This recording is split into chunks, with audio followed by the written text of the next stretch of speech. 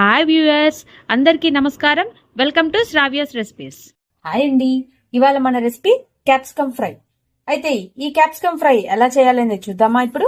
ఇక process start చేద్దామండి.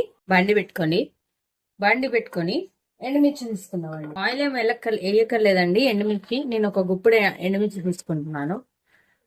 స్పైసీకి తగ్గట్టు తీసుకోండి. ఇది దీనికి కొలతంటూ ఏం ఉండదు. స్పైసీకి తగ్గట్టు తీసుకోండి. ఎండుమిర్చి తీసుకొని వేయించుకుందామండి. అలానే కొంచెం జీలకర్ర కూడా తీసుకుందాం. మంచిగా వేయించుకుందామండి.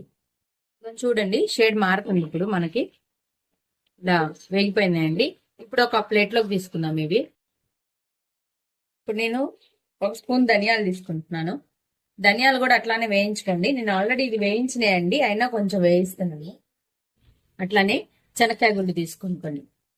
శనక్కాయ గుళ్ళు తీసుకొని మళ్ళీ అవి కూడా వేయించుకోండి. నేను అవి ఆల్రెడీ వేయించినాయండి, అందుకని నేను ఏం చేస్తున్నానంటే